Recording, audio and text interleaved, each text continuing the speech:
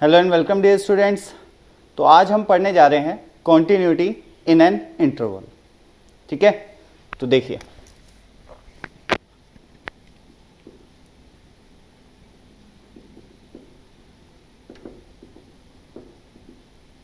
In an interval.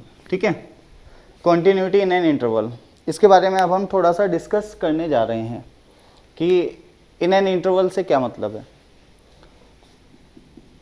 तो if a function से fx is continuous, ठीक है, इफ अ फंक्शन से fx is continuous in an interval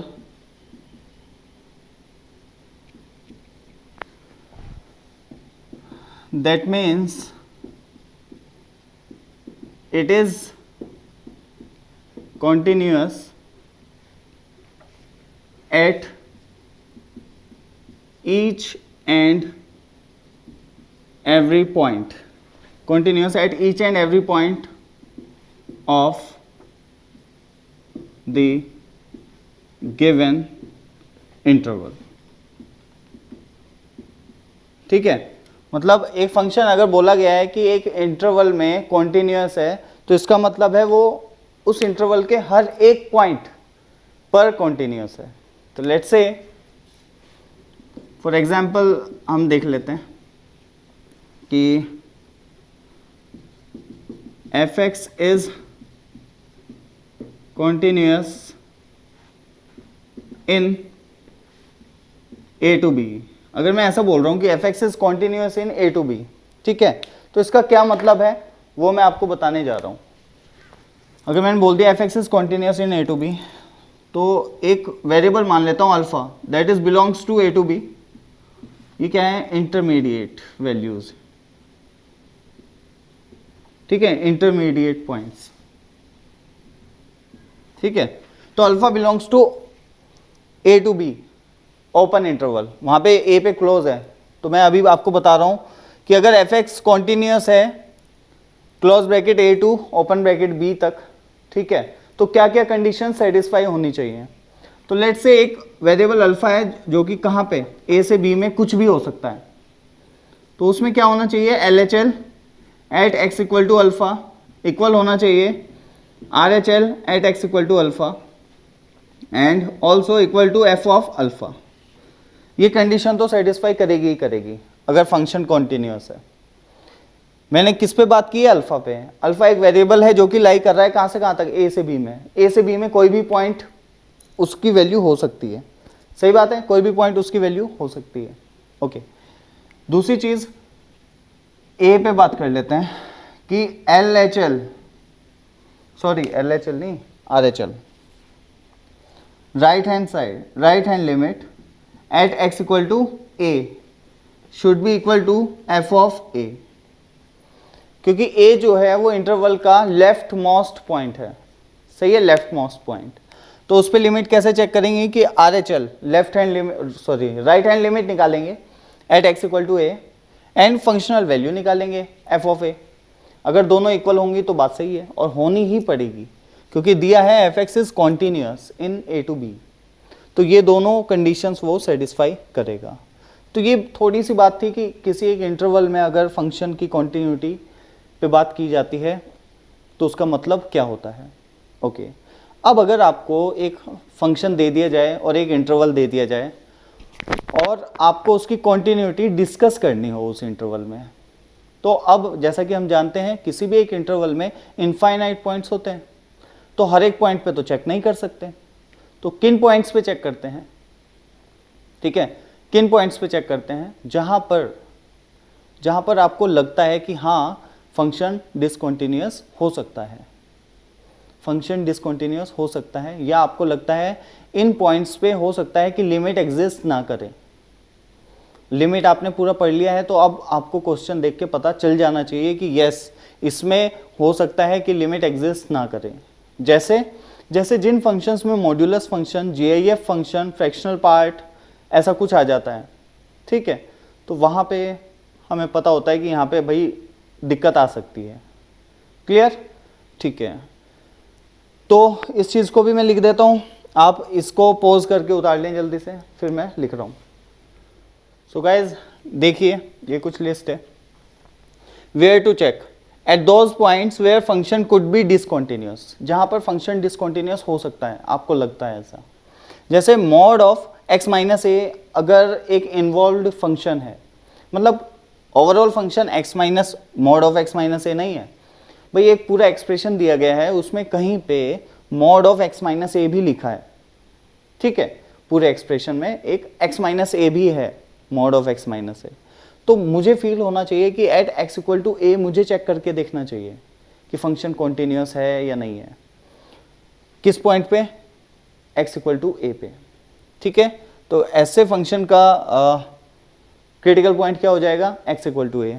इसके लिए मॉड्यूलस है ना, तो x इक्वल टू 0 इसका क्रिटिकल पॉइंट है। GIF फंक्शन कहाँ पे दिक्कत देता है? इंटीजर्स पे। तो मुझे कहाँ पे चेक करना चाहिए? सभी इंटीजर्स पे। फ्रैक्शनल पार्ट, एक इंटरवल में जितने भी इंटीजर होंगे उन पे मुझे चेक करना चाहिए।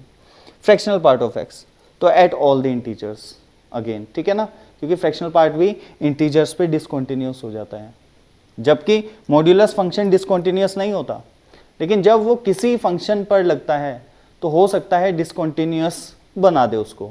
जैसे mod of sine x upon x, ठीक है, क्या? Mod of sine x upon x, तो फंक्शन डिसकॉन्टिन्यूस हो जाता है और ब्रेक हो जाता है बिल्कुल, ठीक है। तो किसी इंटरवल में अगर बात हो तो हमें इन पॉइंट्स पे चेक कर लेना चाहिए, बेटर वे है, ओके। दूसरी चीज़, अब अगर मैं सिर्फ इसकी बात करूं कि GIF of x fractional part of x, मैंने बोला कि एट इंटीजर्स पे हमें चेक करना चाहिए, यही सबसे इंपॉर्टेंट है और ये सबसे बड़े रीज़न होते हैं डिसकॉन्टिन्यूटी के, ठीक है। तो मुझे अब मैं कहाँ पे चेक करूँ? अब आ गया कि बताओ कहाँ पर चेक करूँ? इंटीजर्स पे। यार अब एक इंटरवल में इनफाइनाइट इंटीजर भी हो सकते हैं, या मैं ऐसे ही बोल दूँ आपको, एक इंटरवल दे दूँ कि 0 से 100, तो इतने सारे इंटीजर हैं यार बीच में, तो इन पे मैं कैसे चेक करूँ? तो हम क्या करते हैं इस केस में, जब इंटीजर्स पे हमें चेक करना पड़ता है तो हम लेट करते हैं, ठीक है, let an integer z, let an integer z, ठीक है, एक इंटीजर ऐसे लेट कर लो z। अब आप क्या करो, उसमें लेफ्ट हैंड लिमिट निकालो, ठीक है, क्या निकालें? Then find LHL at x equal to z and RHL at x equal to z। LHL and RHL दोनों चीज़ें निकालो at x equal to z पे, ओके। देन इवेल्युएट करो कि मान लो जैसे GIF है, तो तुमने लेफ्ट हैंड लिमिट लगाई और तुमने देखा कि एक जगह बन रहा है GIF of z plus h, तो obviously it will be z, क्योंकि z इंटीजर है। और एक जगह बन रहा है GIF of z minus h, ठीक है, तो GIF of z minus h क्या होगा? z माइनस 1 ऑब्वियसली, ठीक है ना। क्या होगा? z माइनस h का GIF z माइनस 1, तो उसकी जगह आप क्या लिख देंगे? z माइनस 1, ठीक है। तो कई बार आप क्वेश्चन में फील करेंगे कि कुछ पर्टिकुलर z के लिए, z कई सारे इंटीजर हो सकते हैं ना, तो कुछ पर्टिकुलर z के लिए ये फंक्शन कॉन्टिन्यूस है और कुछ पर्टिकुलर z के लिए ये फंक्शन डिसकॉन्टिन्यूस है, ऐसा भी हो सकता है। तो आप, लेकिन प्रोसीजर वही रहेगा, LHL एंड RHL निकालेंगे किसी एक वेरिएबल इंटीजर के लिए z, ठीक है। अब फिर आप जो कॉन्टिन्यूटी डिसकॉन्टिन्यूटी में अभी कॉन्सेप्ट सिखाई जाएंगी, उन कॉन्सेप्ट्स का यूज़ करेंगे और देखेंगे कि फंक्शन कॉन्टिन्यूस है या डिसकॉन्टिन्यूस है। वहाँ से आपको बहुत चीज़ें क्लियर हो जाएंगी। तो कभी भी अगर आपको इंटीजर्स पे ऑब्जर्वेशन करना है और आपको लगता है जो इंटरवल में इंटीजर्स हैं वो बहुत सारे हैं या इनफाइनाइट हैं, तो आप एक रैंडम इंटीजर z लेट करेंगे और LHL एंड RHL निकालेंगे z को लेके, ठीक है, एंड देन जो भी वैल्यू पॉसिबल होगी वो आप लिखेंगे। फिर आप इवेल्युएट करेंगे कि z की क्या कुछ पर्टिकुलर वैल्यू पे ये कॉन्टिन्यूस हो जाएगा, मतलब क्या LHL एंड RHL दोनों इक्वल आ जाएंगे क्या, ठीक है। और फिर फंक्शनल वैल्यू तो निकालोगे ही fz, ठीक है, फंक्शनल वैल्यू भी निकालोगे। तो क्या तीनों चीज़ें किसी पर्टिकुलर z के लिए इक्वल आ सकती हैं, या किसी पर्टिकुलर z के लिए इक्वल नहीं आएंगी क्या? ये सारी चीज़ें आपको चेक करनी पड़ेंगी, ठीक है। ऐसा बिल्कुल हो जाता है, ऐसा बिल्कुल हो जाता है। जैसे मान लेते हैं लेफ्ट हैंड लिमिट आ गई z into z minus one, क्या z into z minus one. Right hand limit आ गई z square into z minus two, ठीक है। तो लेफ्ट हैंड लिमिट और राइट हैंड लिमिट ये आ गई है अपनी, ओके। अब हुआ क्या, अब आपने देखा यार ये तो डिफरेंट है LHL एंड RHL, और मैंने क्या देखा, मैंने कहा कि ये डिफरेंट हाँ है, लेकिन कुछ इंटीजर वैल्यूज के लिए ये डिफरेंट नहीं होंगे। जैसे z इक्वल टू 0, अगर आप z को 0 पुट कर दोगे तो दोनों सेम हो जाएंगे। तो मैंने कह दिया ओके, तो z इक्वल टू 0 पे लिमिट तो एग्जिस्ट कर जाएगी और दोनों 0 हो जाएंगे। अब डिपेंड करेगा z इक्वल टू 0 पे फंक्शनल वैल्यू क्या होगी, तो फंक्शनल वैल्यू भी निकाल लेंगे z इक्वल टू 0 पे। वो भी अगर 0 आ गई तो मैं बोल दूंगा ये कॉन्टिन्यूस है एट z इक्वल टू 0, मतलब अगर वेरिएबल x है तो एट x इक्वल टू 0 पे। क्लियर? लेकिन अब यही एक्सप्रेशन को अगर मैं इवेल्युएट करूंगा z इक्वल टू 1 के लिए, तो एक था z square into z minus one, नहीं sorry z into z minus one, दूसरा था z square into z minus two, ऐसे था। तो अगर मैं यहाँ पे z को 1 पुट कर दूं तो LHL एंड RHL इक्वल नहीं आएंगे, इसका मतलब x इक्वल टू 1 पे ये डिसकंटिन्यूअस हो जाएगा, ठीक है। और अगर ऐसे ही ऑब्जर्व कर लेना कि क्या और कहीं पे आएंगे क्या सेम, तो जहाँ पे सेम आ जाएंगे वहाँ पे तो कॉन्टिन्यूअस हो जाएगा और फंक्शनल वैल्यू भी सेम होनी चाहिए, ये तो पता ही है हमें। और जहाँ पे नहीं आएगा तो वो पता चल ही जाएगा आपको। क्लियर? और थोड़ी सी हेल्प पता कहाँ से मिलती है, आप ये काम करेंगे, ओके। अब आप ऑप्शंस देखेंगे क्वेश्चन में, तो क्वेश्चन में लिखे रहेंगे कि this function is discontinuous at x equal to 2, तो आपको पता चल गया मुझे कहाँ पे चेक करना है, x इक्वल टू 2 पे।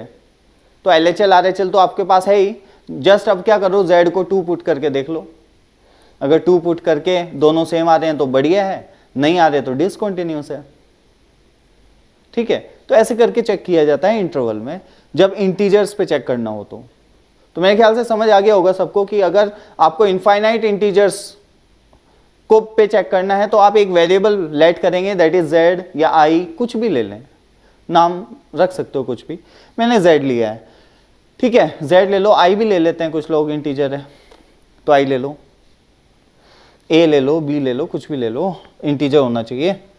तो z पे चेक कर लिया, फिर LHL निकाल लिया, RHL निकाल लिया, फंक्शनल वैल्यू निकाल ली किसी एक z के लिए, तीन एक्सप्रेशन मेरे पे आ गए हैं। अब देख लेंगे ये तीनों z की किस वैल्यू पे इक्वल हो सकते हैं, तो ये चीज़ बिल्कुल मैथमेटिकली आप देख सकते हैं बहुत easily.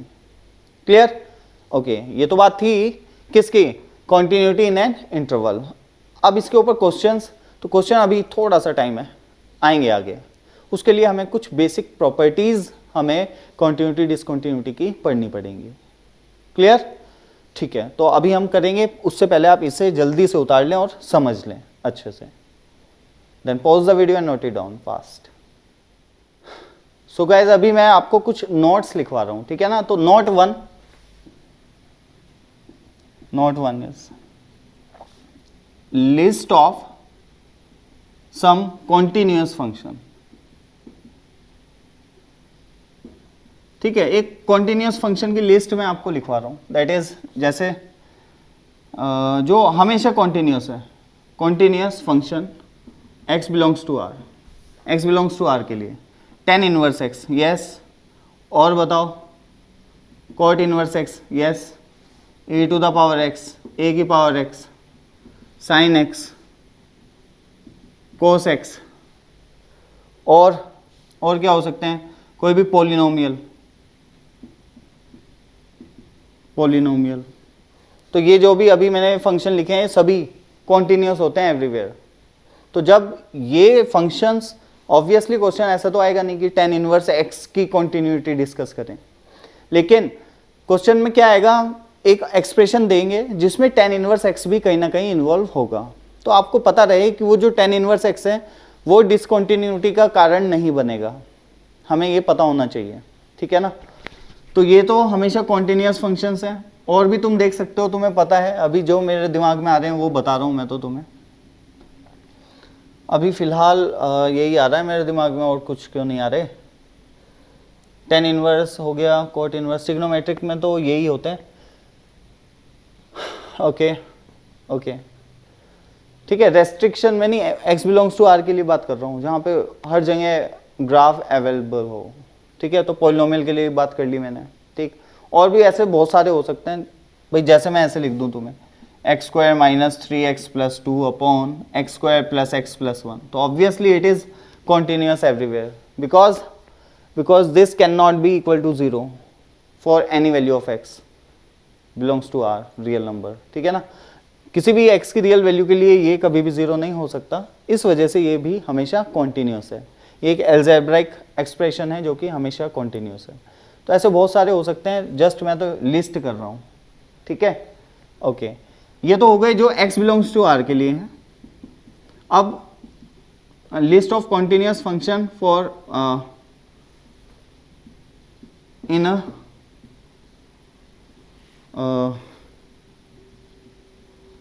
Particular region. Particular region मतलब पर्टिकुलर रीजन भी लिखना सही है क्या? ठीक है, कोई दिक्कत नहीं है। मैं क्या कह रहा हूँ कि कुछ फंक्शन तो ये हो गए, कुछ फंक्शन भी कॉन्टिन्यूस तो होते हैं, लेकिन they are not defined for x belongs to r। तो ऐसे ज़्यादा लिखना अच्छा है कि which are not defined for all values of x belongs to r। ठीक है, हर जगह नहीं है डिफाइंड तो क्या हो गया, लेकिन कॉन्टिन्यूस है, जहाँ पे डिफाइन है वहाँ पे कॉन्टिन्यूस है। जैसे भाई sine inverse x, sine inverse x कहाँ से कहाँ तक होता है? -1 से 1 तक, सही है। x का डोमेन क्या है, मतलब साइन इनवर्स x का डोमेन क्या है? -1 से 1। तो ये डिफाइन ही -1 से 1 है, लेकिन -1 से 1 में ये कॉन्टिन्यूस है। क्लियर?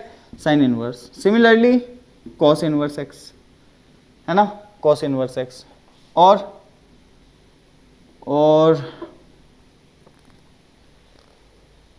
बोल सकता हूँ ln x। ये भाई x ग्रेटर देन 0 के लिए डिफाइन है, लेकिन जहाँ पे डिफाइन है वहाँ पे ये अपना वर्क करता है अच्छे से। क्लियर? ओके, और कोई अगर दिमाग में आ रहा हो तो लिख सकते हो। अभी जो मेरे दिमाग में आ रहे हैं वो लिख रहा हूँ मैं। साइन इनवर्स हो गया, कॉस इनवर्स x हो गया, ln x हो गया, वैसे हमें सब पता ही है। ठीक है, तो अभी फ़िलहाल इतना ही आ रहा है दिमाग में, तो यहीं रोक देता हूँ। ओके, ये हो गया, ये किसी पर्टिकुलर एक रीज़न में जो डिफाइन होते हैं। और अब मैं लिस्ट कराने जा रहा हूँ आपको जो डिसकंटिन्यूअस फंक्शंस हैं। मतलब डिसकंटिन्यूटी का क्या मतलब है कि एक ऐसा पॉइंट जिसके इधर भी डिफाइन है, इधर भी डिफाइन है, लेकिन उस पॉइंट पे डिसकंटिन्यूअस है। तो ऐसे फंक्शन की कुछ आपको लिस्ट मैं दिखाने जा रहा हूँ। उससे पहले इस लिस्ट को जल्दी से थोड़ा सा लिख लेना, थोड़ा सा ही है कि tan inverse, cot inverse, e की power x, sine x, cos x, polynomial और इस टाइप के फंक्शन जो भी हैं वो सभी कॉन्टिन्यूअस फंक्शन में आते हैं, which are not defined for. अच्छा, एक और लिख लो इसमें और दिमाग में आए, मॉड्यूलस ऑफ x। कुछ लोग मॉड्यूलस ऑफ x को ना कॉन्टिन्यूटी डिसकॉन्टिन्यूटी से कनेक्ट करते हैं और इसे डिसकॉन्टिन्यूअस समझते हैं। तो भाई मॉड्यूलस फंक्शन डिसकॉन्टिन्यूअस नहीं होता, ध्यान से सोचने की बात है, ग्राफ कॉन्टिन्यूअस जाता है उसका। ठीक है, लेकिन अगर एक एक्सप्रेशन में मॉड्यूलस फंक्शन भी एक पार्ट है, ठीक है, एक फंक्शन का पार्ट है मॉड्यूलस फंक्शन भी, मतलब किसी एक पे लगा हुआ है, modulus of sine x into x square minus 3x plus 2 upon 10x या cos x, कुछ भी ऐसा लिखा हुआ है, तो मॉड्यूलस ऑफ साइन एक्स आ रहा है ना। ऐसे में आपको रिक्वायरमेंट होती है चेक करने की, कहाँ पे? मॉड्यूलस के क्रिटिकल पॉइंट पे आपको चेक कर लेना चाहिए कि फंक्शन कॉन्टिन्यूअस है कि नहीं है। ठीक है, हो सकता है दिक्कत आए, लेकिन अगर मॉड्यूलस फंक्शन की बात करूं तो ये एक कॉन्टिन्यूअस फंक्शन होता है, ये बात आप ध्यान रखेंगे। ठीक है, ये बात आप ध्यान रखेंगे, मॉड्यूलस फंक्शन कॉन्टिन्यूस फंक्शन होता है। ये कोई भी प्रॉब्लम नहीं देता, ठीक है, कोई भी प्रॉब्लम नहीं देता। प्रॉब्लम तो सिर्फ तब आ जाती है जब जो क्रिटिकल पॉइंट है अपने मॉड्यूलस का, उसी पे वो फंक्शन नॉट डिफाइंड बने। जैसे साइन एक्स अपॉन एक्स है, तो इसमें x इक्वल टू 0 तो डोमेन में ही नहीं है। अब आप कहेंगे कि मॉड्यूलस ऑफ साइन एक्स जो है इसका क्रिटिकल पॉइंट है x इक्वल टू 0, तो इस वजह से शायद ये डिसकंटिन्यूअस हुआ है। नहीं, modulus function is continuous function, तो आपको घबराने की कोई बात नहीं है। मॉड्यूलस कोई भी दिक्कत नहीं देता, लेकिन मॉड्यूलस का इफेक्ट पड़ता है जब हम पढ़ेंगे डिफरेंशियबिलिटी, इससे नेक्स्ट चैप्टर, ठीक है ना, नेक्स्ट टॉपिक कह सकते हो। वो कौन सा? डिफरेंशियबिलिटी। तब मॉड्यूलस का इफेक्ट पड़ता है। ओके ओके, ठीक है ठीक है। ये है लिस्ट, इसको जल्दी से आप उतार लें, फिर हम आगे बढ़ते हैं।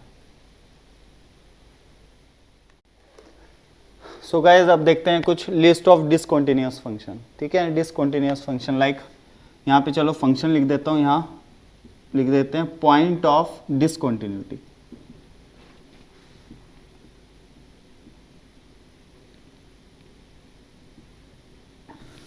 ठीक है, पॉइंट ऑफ डिसकंटिन्यूटी। तो फंक्शन लाइक tan x, ठीक है, या अपना sec x, cot x, cosec x। तो tan x कहाँ पे? 2n + 1 π/2।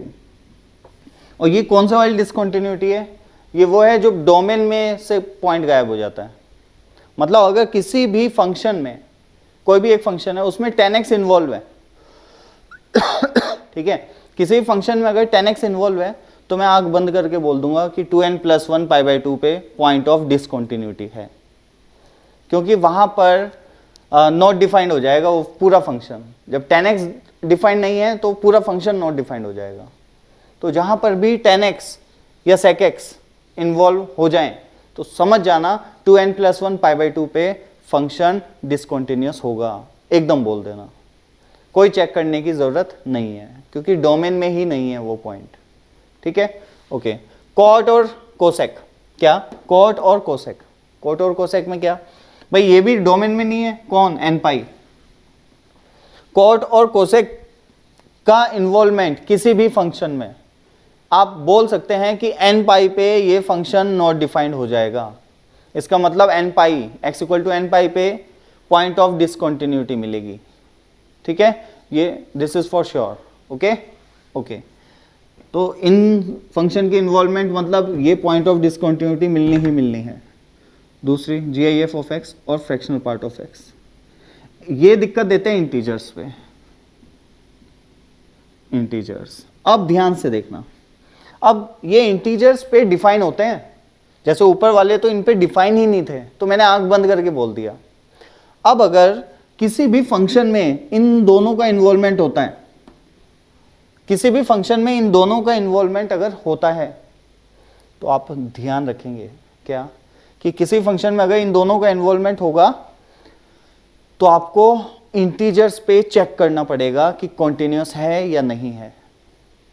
इंटीजर्स उसके क्रिटिकल पॉइंट बनेंगे, ठीक है। अब क्रिटिकल पॉइंट्स मतलब इंटीजर्स पे आपको उस फंक्शन को चेक करके देखना पड़ेगा कि कॉन्टिन्यूअस है या नहीं। हो सकता है कुछ इंटीजर पे कॉन्टिन्यूअस हो, कुछ पे ना हो सकता है सभी पे हो, और हो सकता है सभी पे ना हो, तो कुछ भी हो सकता है, ठीक है। इसमें आप आंख बंद करके नहीं बोल सकते जैसे इसमें बोल पा रहे थे हम, ठीक है। तो ध्यान रखिए GIF और फ्रैक्शनल पार्ट, यही है सबसे मेन जो इस चैप्टर में सबसे बड़ा रोल प्ले करते हैं, ठीक है। इनका यूज काफी ज्यादा है, या तो ये या फंक्शंस विद मल्टीपल डेफिनेशन, ठीक है। ये तीन टाइप के क्वेश्चन सबसे ज्यादा बनते हैं, या तो GIF पे या फ्रैक्शनल पार्ट ऑफ x पे या क्या फंक्शन विद मल्टीपल डेफिनेशंस, ठीक है। तो ये ध्यान रखना है हमें। ओके, ये तो हो गया इंटीजर पे, और एक अपना सिंघम है, that is signum of x, ठीक है। सिग्नम ऑफ x जो फंक्शन है वो भी डिसकंटिन्यूअस होता है कहाँ पे? x इक्वल टू 0 पे। और ये डिसकंटिन्यूटी की वजह क्या है? तो नॉट डिफाइंड होना नहीं है। जब नॉट डिफाइंड होना वजह होती है ना, तो हम आंख बंद करके एकदम बोल देते हैं कि x इक्वल टू 0। ठीक है, जैसे यहां बोल दिया मैंने 10x को 2n+1 π/2 पे डिसकंटिन्यूअस, क्योंकि नॉट डिफाइंड हो जाएगा भाई। लेकिन क्या signum of x equal to 0 पे नॉट डिफाइंड हो जाता है? नहीं, x इक्वल टू 0 पे सिग्नम ऑफ x 0 होता है। ये ध्यान रखेंगे, क्या होता है? 0 होता है। तो बिल्कुल सिग्नम अगर फंक्शन दिया जाएगा तो x इक्वल टू 0 डाल देना, पॉइंट ऑफ डिसकंटिन्यूटी, मतलब डालना नहीं, चेक करना है। ठीक है, पॉइंट ऑफ डिसकंटिन्यूटी चेक करनी है किस पे? एट x इक्वल टू 0 पे। अच्छा, मॉड x अपॉन x दिया गया है अगर आपको, तो बोथ आर नॉट सेम। ठीक है, मॉड x अपॉन x, तो यहां पे भी x इक्वल टू 0, लेकिन ये x इक्वल टू 0 ऊपर वाले से अलग है। मतलब इस बार जो x इक्वल टू 0 है वो ऐसा पॉइंट है जिस पे फंक्शन नॉट डिफाइंड हो जाएगा। क्या हो जाएगा? Not defined. तो इसका मतलब अब मैं आंख बंद करके बोल पाऊंगा। तो अगर किसी भी फंक्शन में मॉड x अपॉन x इस टाइप का कुछ भी है, ठीक है, तो मैं एकदम से आंख बंद करके बोल दूंगा कि भाई जहां पे x इक्वल टू 0 पे फंक्शन डिसकंटिन्यूअस होगा। क्यों? क्योंकि x इक्वल टू 0 पे फंक्शन नॉट डिफाइंड होगा। ओके, या अगर ये ना देके मुझे दिया जाए mod of fx upon fx, तो पॉइंट ऑफ डिसकंटिन्यूटी कहां आएगी? Where fx gets 0। fx क्या हो रहा है? 0। तो जहां पे नीचे वाला फंक्शन जो होगा वो 0 हो जाएगा, वहां पे पॉइंट ऑफ डिसकंटिन्यूटी आ जाएगी। क्लियर? ठीक है, ये तो थी इसकी बात। अब अगर मैं एक और लिख दूं, ऊपर लिख रहा हूं, चलो यहां पे, फिर खत्म हो जाएगा ये। सिग्नम ऑफ x, नहीं fx। तो इसके लिए पॉइंट ऑफ डिसकंटिन्यूटी आएगी वेयर fx गेट्स 0, और इन this case you have to find whether the function is, ये fx की बात नहीं कर रहा, फंक्शन वो है जिसने इसको कंटेन करके रखा है। एक फंक्शन है जिसके अंदर है ये, कहीं ना कहीं छुपा हुआ। ठीक है, फंक्शन के अंदर है ये। तो वहां पे आपको पता तो चलना चाहिए ना कि इंटरवल में किन पॉइंट्स पे चेक करूं। तो मुझे पता चल जाएगा, ओके, जहां पे fx इक्वल टू 0 है वहां पे मुझे कॉन्टिन्यूटी का चेक कर लेना चाहिए। LHL, RHL and functional value निकाल कर देख लेनी चाहिए। ठीक है ना? ओके, लेकिन mod x fx upon fx में fx इक्वल टू 0 जिन x की वैल्यूज पे है, वहां पे आपको चेक करने की जरूरत बिल्कुल नहीं है। आप सीधा बोल सकते हैं कि फंक्शन डिसकंटिन्यूअस है। क्यों? क्योंकि जहां पर fx 0 हो जाएगा, उन x की वैल्यू को उन x की वैल्यूज के लिए वो जो फंक्शन जो इसको कंटेन कर रहा है वो ओवरऑल फंक्शन नॉट डिफाइंड बन जाएगा। और अगर फंक्शन नॉट डिफाइंड हो जाता है किसी पॉइंट पे, तो उस पॉइंट को क्या बोलते हैं? Point of discontinuity. क्लियर? लेकिन सिग्नम में ऐसा नहीं होता। सिग्नम और इसमें यही तो अंतर होता है कि सिग्नम x इक्वल टू 0 या fx इक्वल टू 0 के लिए भी डिफाइन होता है और अपनी वैल्यू 0 देता है। लेकिन हाँ, ये x जहां पे फंक्शन 0 होगा वो पॉइंट ऑफ डिसकंटिन्यूटी होंगे इस फंक्शन के लिए, इसके लिए।